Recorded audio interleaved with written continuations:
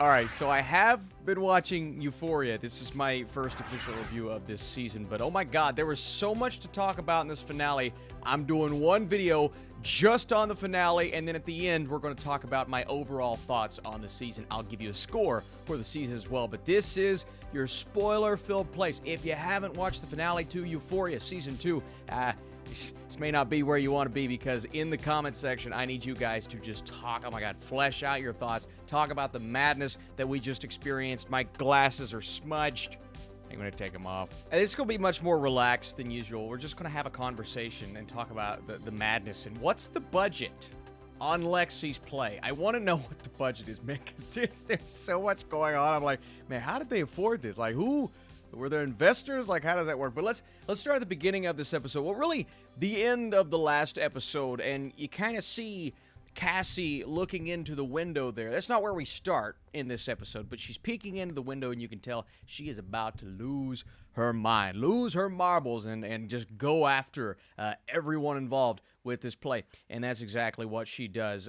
So she literally goes on stage. And you can tell she feels so hurt, not only because Nate literally just broke up with her. Like, that's something I had to think about when she was doing all of this. I'm like, oh god, yeah, she literally just got broken up with. So that, plus everything she was witnessing, and the fact that it upset Nate to that degree, all of this culminated, it built up, and that's when she just kind of let loose, and she literally just right in the middle of the play starts screaming and freaking out, and the kids don't know what to do. They're getting their phones out, taking pictures, taking videos, I'm sure posting TikToks. That's what the kids do.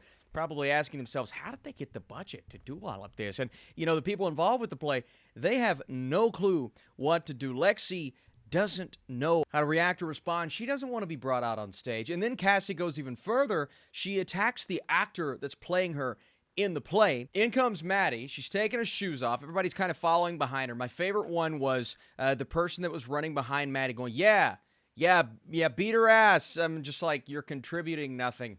You're doing nothing. I see that in these fight videos all the time. I guess it's an accurate assessment of a high school fight. Somebody following around the people that are actually in the fight. They're like, yeah, beat her up. Like you do something. It was so funny to see the accurate take on a high school fight. And man, they get into it on stage too. And then Mom comes on stage. She's trying to settle the dispute between her two daughters. And you have Maddie. And you have everyone has gathered in this one location. And Rue in the audience, Rue's just like, I don't want to look at this.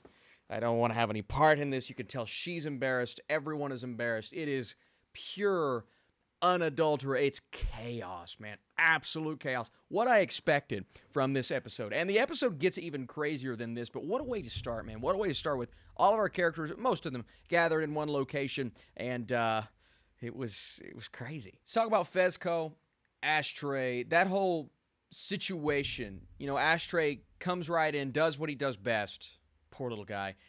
What he was bred to do, almost, and he kills him.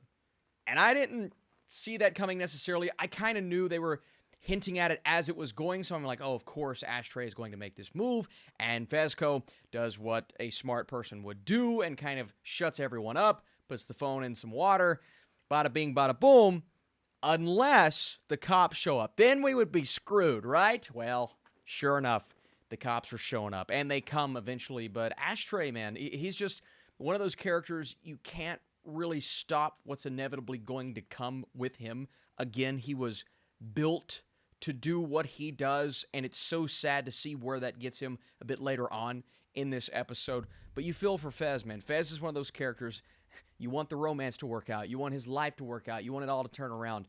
It just doesn't feel like it's, obviously, at this point, it just doesn't feel like it's going that way. But this scene specifically, man, it is heartbreaking to watch him try to calm his little brother down. This is when we come to Rue and Elliot's conversation. I love the line, "You saved my life." She, struggles showing that gratitude towards him for what he did in the previous episode, or 2 episodes ago for her. But it really did mean a lot. You could tell it meant a lot to her. Then he sings her a nice little song, and I'm sitting back going, this is actually a really sweet moment. Maybe it lingered just a little bit, but it's a really sweet moment between the two characters, and you could tell that she really felt so much in that moment, and I thought it was absolutely beautiful. And then we cut to Nate's side of the story, the conversation with his dad, and essentially Nate taking his dad down. You are who you are, and you're never going to change. That was the line that really stuck out for me. And Nate's been that character this entire season. He continues to go down. I mean, pretty much every character in this show, they're going down a path that is putting each and every one of them in a different mental state. And this may have been the biggest culmination of a series of thoughts that Nate has had about his father throughout the 2 seasons that we've seen that relationship. And it's been a rocky one. And his father continues to do, over and over again. And Nate, he's had enough, right? He's a toxic character in his own way, right? But those two getting together on screen, they bring out the worst in each other, and all of that comes together. And he takes his dad down, and that was a little bit unexpected for me. I thought maybe it would end in a different way, but the way that it played out, I was kind of blown away that move was made. So yeah, we have everything going on with this play, right? And Lexi's entire life just spilled out on screen, right? She has to have a pretty good memory to have all of this kind of laid out there. But it was beautiful, going back and forth between Rue now to Rue on stage to, how she felt reading at the funeral and all of these different emotions going back and forth. And you can really get a peek into how each of these girls feel in this situation. They're angry now. And what was the line? Maddie said, "Don't worry, this is just the beginning." She was talking about Nate at the end there. And it does kind of feel like that with Cassie. Cassie was going down that path, and she did essentially snap in this episode. But Maddie says, you think this is bad.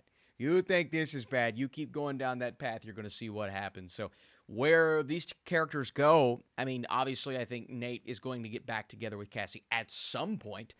How's that relationship going to play out? And can Cassie get herself out of this state, right? She's firmly in that state now. She's been heading down to the state for a while. She's there. How does she get herself out of this? How does Maddie kind of show her the way, even though she's not there herself? She's been there, and now I think it's up to her to kind of show her the way out, even though they were literally just trying to kill each other, or one was trying to kill the other, not 30 minutes before this. So very rocky relationships, man. That's high school, I guess. But this high school is on another level. This is like on another level of crazy, of madness, and so much toxicity between almost all of the characters at one point or another. There's a lot of redeemable elements to someone like a Rue and to someone like an Ashtray. But at the end of the day, you see the path that they've been on, and it's led all of them to these decisions that they're making now. So it's tragic, it's heartbreaking. It's one of those shows that you can't stop watching, but you want to stop watching, but you can't because you got to see how it plays out, even though you know you should. But that's a testament to the quality of Euphoria, and I think that carried over into this finale. Let's get to the kind of the culmination of everything, and unfortunately, the death of Ashtray. He just wouldn't stop. He just kept pulling the gun out. Didn't matter. And when they finally bust the door down, I'm like, oh, he's dead. But no. Shotgun blast. One more time. It's like he just keeps pushing the limit. And I'm like, Ash, man, just stop. And again, he was built not to stop. He has to get them out of the situation. He's been able to do that in the past. Clearly, he can't do that now.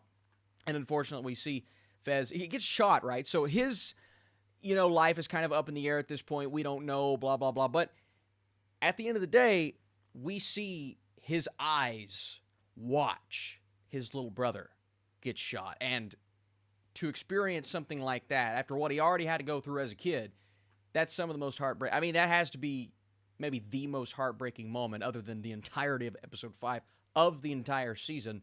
What an emotional moment that they brought us in this finale. Oh no, I'm looking on Twitter. It just came out. It says R.I.P. Ash is trending. Come on, y'all. It just came out. That's really sad. Oh man. Oh man. Couple of reconnections in this finale as well. We have Lexi and Rue, where Rue calls her and tells her that the play was beautiful. They somewhat reconnect. They're finally starting to get back to what we knew from the first season, that friendship is such a beautiful thing, and I love to see that slight reconnection. I do think that play even though it made people crazy. But it also started to bring some people together, and you really see that. You also get the line from Jules where, I love you, and I miss you. And Rue, you can tell there's emotion there. Turn around, hugs, a kiss. I mean, if we wouldn't have gotten that moment, I love the moment with Lexi and a couple of the reconnections on the other side of things, but the moment with Jules at the end really kind of cemented it for me. All in all, if you look at what this episode was and kind of what it was trying to do, it was trying to end or cap off to be continued a lot of these story arcs. Obviously, we have what's going on with Fez. How does that play out? What's the resolve there? I think Fez is going to be okay, obviously, but with the death of Ashtray, that's going to affect him heavily on the mental side. But you also have some relationships that ended. I know that the relationship with Nate ended in the last episode, but I feel like they are going to continue going on and off, and now there's this strange relationship between Maddie and Cassie, like they both know that there's an animosity there, but do they come together? So there are a lot of elements of this episode that left us hanging in a way. So I think that's my big, question to you all is, was there too much that left us hanging as a finale, even though some things made me so mad? Some things make me sit back and go, what is wrong with you people? As a finale, I think it did its job. It kept me on the edge of my seat. It was intense. You got shocking moments. The death obviously was tragic and heartbreaking. The play was absolutely insane. I thought it was a really solid finale tune. Overall, great, artistic, wonderfully executed season of television. A season of television not without its inconsistencies, not without its dumb decisions from characters, but that's what makes Euphoria so interesting. But it's also the realism of it all. It's the grounded nature of these relationships and drug use, and obviously episode 5 is the standout of the season. I don't think anyone's going to be arguing that. One of the best episodes of television I've seen in years. It was outstanding. But all of it coming together in the final episode and leaving you hanging with just enough, right? Some of the storylines, boom.